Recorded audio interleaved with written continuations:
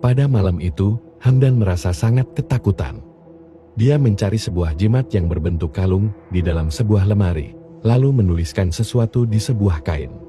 Tak lama kemudian, muncul sesosok mengerikan di hadapannya. Hamdan lalu nekat meloncat keluar dari kamar melalui jendela. Tapi di luar, dia malah dihadang oleh seseorang yang membawa sajam. Walaupun dia terluka akibat terkena sajam, Hamdan masih berusaha untuk menghindar. Dia berlari masuk ke dalam rumah, lalu mengunci pintu itu dengan mantra-mantra yang ia bacakan. Namun teror belum berhenti. Hamdan diserang dari berbagai sisi, dan di dalam rumah, dia kembali harus berhadapan dengan si iblis. Tak lama kemudian, datanglah Raka bersama adiknya, Naya.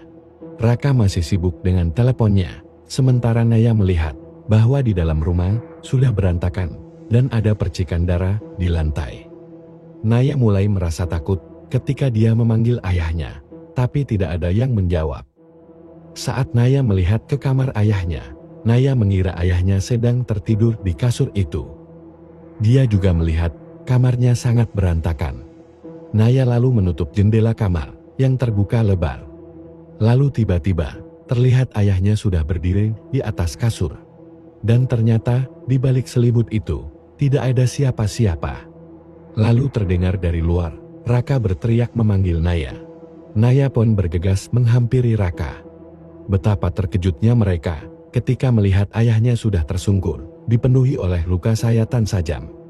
Lalu tiba-tiba, ayahnya berkata sesuatu yang tidak dimengerti oleh mereka berdua. Ketika Hamdan mengangkat kepalanya, terlihat wajahnya seperti habis terbakar. Itu adalah sesuatu yang tak pernah Naya dan Raka lihat sebelumnya. Tiba-tiba ayahnya mengeluarkan semua jeroan organ dalam tubuhnya. Raka langsung syok dan terkulai lemas melihat apa yang terjadi kepada ayahnya. Di tangan ayahnya terlihat ada sebuah bungkusan yang dibaluti kain putih. Dan di saat itu juga Hamdan dinyatakan tewas. Beberapa warga dan para tetangga datang untuk melakukan pengajian. Mereka yang datang merasa ada yang janggal dengan kematian Pak Hamdan. Karena pada malam itu turun hujan, maka pemakaman Pak Hamdan akan dilakukan pada esok paginya. Sayangnya, para tetangga di sana enggan menemani Naya dan Raka. Mereka memilih untuk kembali pulang ke rumah mereka masing-masing. Raka sendiri merasa ada yang aneh. Dia curiga kalau kematian ayahnya berkaitan dengan praktik ilmu hitam yang dulu pernah dilakukan oleh ayahnya. Tapi Naya malah membantah. Dia percaya kalau ayahnya tidak mungkin melakukan hal seperti itu. Ketika malam sudah semakin larut, keanehan pun mulai terjadi. Lampu di rumah itu tiba-tiba padam. Raka tidak sadar kalau ada sesosok makhluk misterius sedang mengamatinya.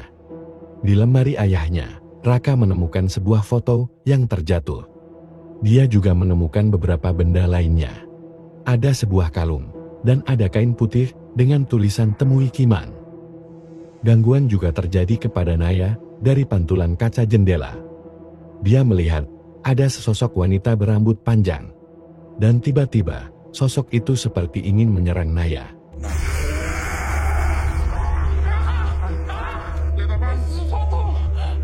Lalu, mereka dibuat terkejut ketika si iblis mengambil jasad ayahnya.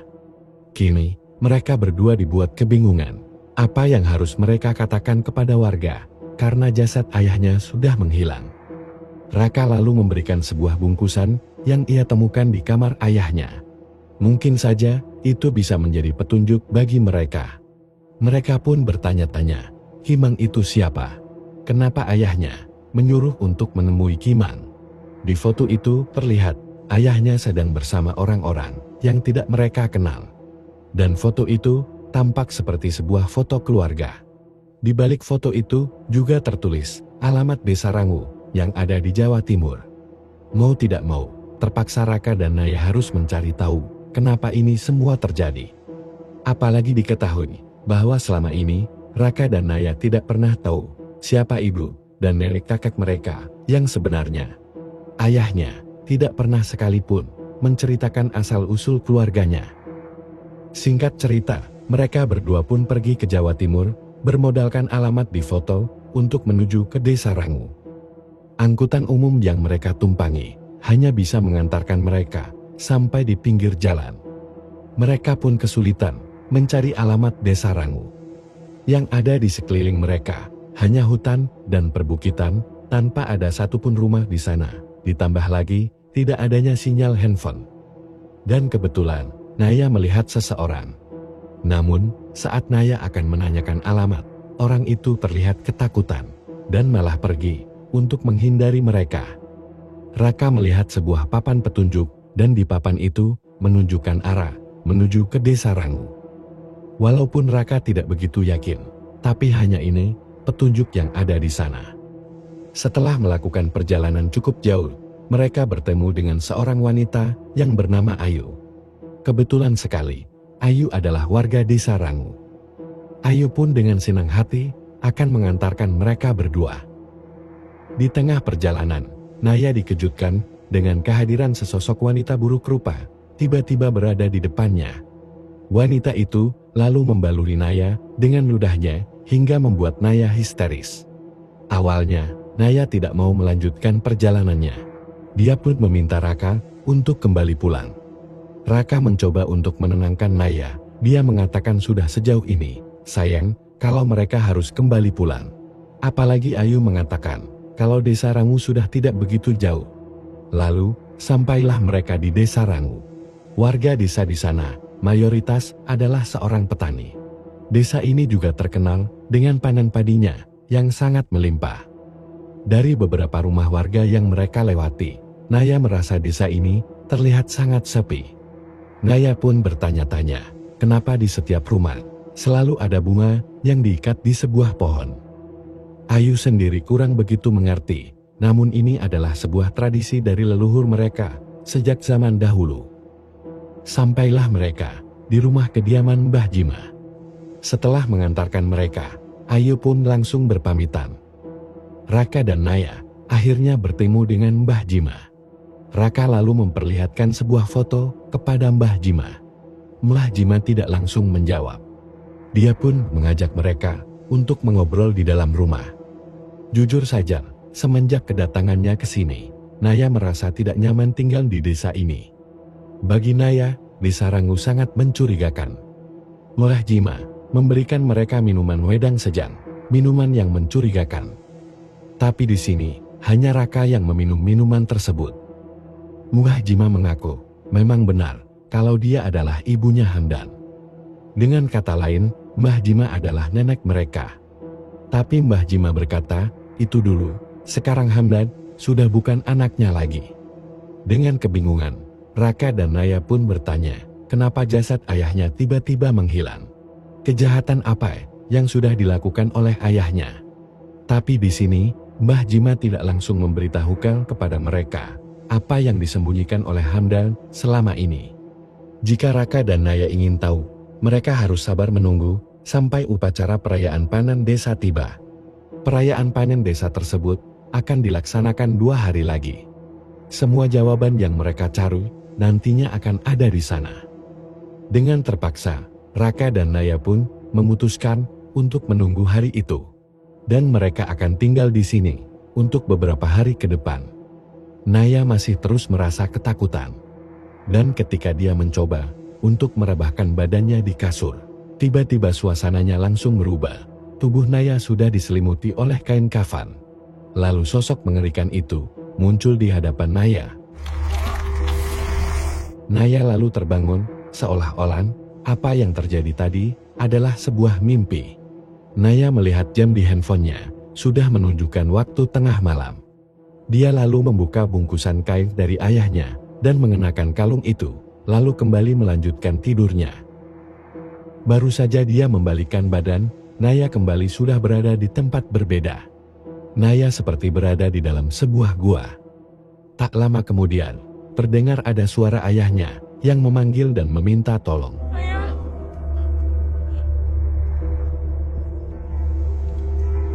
Naya lalu tersadar kembali setelah dibangunkan oleh Raka.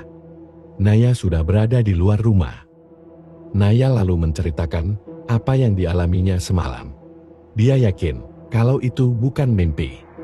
Ketika mereka sedang makan bersama, Naya sempat menanyakan kepada Mbah Jima soal keberadaan sebuah gua.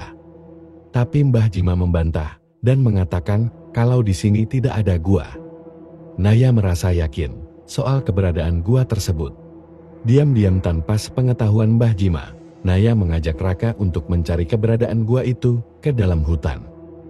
Kebetulan sekali, di sana mereka bertemu kembali dengan orang yang kemarin menghindari mereka. Ternyata, dia tahu soal gua yang dimaksud Naya. Akan tetapi, dia tidak mau mengantarkan mereka ke Gua Bati, karena Gua Bati sangat berbahaya. Dia malah menyarankan Naya dan Raka untuk segera pergi dari desa ini, sebelum semuanya terlambat. Di dalam hutan, keanehan pun terjadi kembali. Naya dan Raka tiba-tiba terpisahkan. Raka diperlihatkan kepada Gua Bati yang sedang mereka cari. Di dalam gua, Raka melihat sudah banyak sesajen. Dia juga mendengar suara bisikan aneh yang tidak dia mengerti. Lalu tiba-tiba muncul sosok menyeramkan dan menyerang Raka. Di lain sisi, Naya masih mencari Raka di dalam hutan. Hingga sampai pada malam hari, Raka masih belum ditemukan. Dan tak sengaja, Naya terperosok masuk ke dalam sebuah lubang. Dia terjebak di dalam lubang itu. Naya pun mulai berhalusinasi. Dia melihat kelapa yang ada di sana seperti kepala ayahnya sendiri. Untung saja, tak lama kemudian, pria itu datang dan menolong Naya. Di sana dia mengatakan kalau Raka sudah aman, karena siapa saja orang yang terjebak masuk ke dalam Gua Bati akan berujung di rumah Mbah Jima. Diketahui kalau pria itu bernama Sugeng. Sekali lagi, Sugeng meminta mereka berdua untuk segera pergi dari desa ini. Alasan Sugeng membantu Naya, karena Sugeng ingin mengakhiri semua ini. Di sini, sepertinya Sugeng tahu banyak tentang apa yang sebenarnya terjadi di desa Rangu. Sugeng mengantarkan Naya sampai di depan rumah, lalu bergegas segera pergi dari sana. Di dalam rumah, ternyata Raka sudah kembali dan dia terlihat baik-baik saja. Tapi Naya merasa ada yang aneh dengan sikap Raka. Dia menjadi lebih pendiam dan bertingkah seolah-olah tidak pernah terjadi apa-apa. Dini hari, sekitar pukul 3 pagi, Naya terbangun dan mendengar suara Mbah Jima dari dalam kamar. Suaranya terdengar seperti sedang membacakan mantra-mantra. Tak lama kemudian, terlihat Mbah Jima keluar dari dalam kamarnya, lalu dia pun masuk ke kamarnya Raka. Naya pun menjadi curiga, apa yang akan dilakukan oleh Mbah Jima kepada Raka. Dari balik celah jendela, Naya melihat Mbah Jima membacakan mantra-mantra, lalu diusapkan ke tubuh Raka. Raka pun terbangun. Dia seperti sudah terkena sihir Mbah Jima. Dan tak pernah Naya duga, Mbah Jima mantap-mantap dengan Raka di sana. Setelah itu, keanehan terjadi kembali kepada Raka. Naya menemukan Raka sudah berada di luar rumah. Di sana, terlihat Raka sedang meminum darah ayam. Raka pun bertingkah aneh, seperti orang yang kerasukan. Untung saja, tiba-tiba wanita buruk rupa itu datang dan menolong Naya. Mendengar suara Mbah Jima memanggil, wanita itu seperti ketakutan dan langsung pergi dari sana. Mbah Jima mengatakan kalau gangguan yang terjadi kepada mereka berdua itu akibat ulah Hamdan. Simbah mengatakan kalau Hamdan adalah seorang penganut ilmu hitam. Hamdan bersekutu dengan iblis dan iblis itu sekarang sedang mengejar mereka berdua. Agar mereka berdua bisa terlepas dari gangguan si iblis, mau tidak mau, Naya dan Raka harus melakukan ruatan. Di keesokan paginya, acara ruatan pun akan dilakukan bersamaan dengan acara perayaan panen desa. Dan ruatan itu akan dilakukan di Gua Bakti. Mendengar hal itu, Naya menjadi curiga kenapa selama ini Mbah Jima menyembunyikan keberadaan gua tersebut. Ini gua suci. Tidak sembarang orang bisa memasukinya. Di dalam gua, sudah banyak orang-orang yang menggunakan topeng. Dan disinilah akhirnya terungkap kalau semua ini adalah sebuah jebakan. Salah satu dari mereka adalah orang yang dulu membunuh Hamdan di rumah itu. Lalu, dia sengaja menyimpan foto di dalam lemari, agar terkesan foto tersebut adalah foto keluarga Hamdan. Mereka akan menumbalkan Raka terlebih dahulu. Sementara Naya disekap di sebuah gubuk.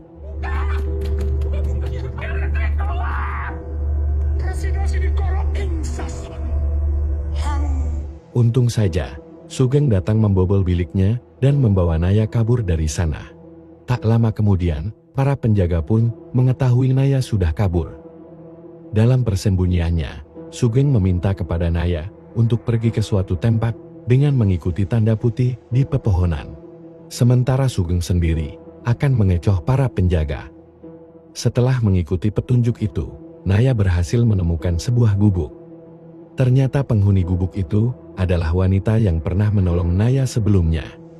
Disinilah, Naya akhirnya mengetahui apa yang sebenarnya terjadi kepada ayahnya dan desa ini. Pada waktu itu, Hamdan kabur dengan membawa dua anaknya, yaitu Raka dan Naya. Warga di Sarangul, semuanya adalah penyembah iblis bati. Pengikutnya diwajibkan untuk menikahi saudara kandungnya sendiri. Lalu, mereka juga harus menumbalkan bayi mereka. Siapa saja yang berani melawan dan keluar dari pengikut iblis bati akan dibunuh dan jiwa raganya dipenjara di alam lain. Di sisi lain, tubuh Raka ternyata dijadikan sebagai penerus dari ajaran penyembah iblis bati. Ternyata dulu, Hamdan sendiri adalah orang terpilih yang akan menjadi penerus penyembah bati. Hamdan juga sama seperti yang lain. Dia menikah dengan adik kandungnya sendiri, yaitu Wulan. Akan tetapi, anak-anak Hamdan terlahir sempurna, sehingga Hamdan menolak menjadi penerus bati. Karena dia khawatir dengan anak-anaknya, dia nekat kabur dari desa Rangul dengan membawa Raka dan Naya. Hamdan meminta tolong kepada Mbah Weton. Dia meminta jimat sakte agar dia bisa terlepas dari kejaran iblis bati. Akan tetapi, Mbah Weton hanya bisa memberikan sebuah jimat yang bisa melindungi Hamdan untuk sementara waktu. Setelah Hamdan berhasil keluar dari desa, Mbah Weton meminta Hamdan untuk segera menemui seorang guru yang bernama Uki Mangku. Dialah nanti yang akan bisa membuatkan jimat penangkal iblis bati. Sementara itu, ternyata ritual yang dilakukan Mbah Jima tidak berhasil. Mbah Jima membutuhkan darah Naya, tapi Naya sudah berhasil kabur. Para penjaga hanya berhasil membawa Sugeng, orang yang sudah menolong Naya kabur. Tak kenal ampun, Mbah Jima pun membakar Sugeng hidup-hidup. Naya lalu menunjukkan kepada Mbak Weton kalung yang dia temukan di kamar ayahnya. Dan saat Mbak Weton melihatnya, dia langsung tahu kalau kalung itu adalah jimat untuk melawan iblis bati. Mendengar hal itu, Naya langsung bergegas untuk menyelamatkan Raka. Di sana, akhirnya Naya bertemu dengan Raka. Tapi ternyata, itu hanya sebuah jebakan. Raka sudah dikuasai oleh Mbah Jima. Dia membawa Naya kembali ke hadapan Mbah Jima. Dan saat Mbah Jima akan menikam Naya, dia mengeluarkan kalung jimatnya. Dengan cepat Naya menghindar dan langsung menempelkan jimat itu ke kepala Mbah Jima. Seketika itu juga, kekuatan dari jimat tersebut mempengaruhi pikiran mereka semuanya. Mereka malah saling menikam satu sama lain. Bahkan, ada yang membenturkan kepalanya sendiri. Dan akhirnya, Naya pun berhasil membunuh Mbah Jima. Dengan tenaga yang tersisa, Naya masih bisa menyelamatkan Raka dan pergi dari sana. Akhirnya, mereka berhasil keluar dari desa itu. Setelah kejadian itu, tak diduga, ternyata iblis bati bersembunyi di dalam tubuh Raka. Raka menjadi brutal dan membantai mereka semua yang berada di dalam bis yang ia naiki. Ternyata, saat dalam perjalanan keluar dari desa, Naya tidak selamat karena dibunuh oleh iblis bati yang berada di dalam tubuh Raka. Dan film pun selesai.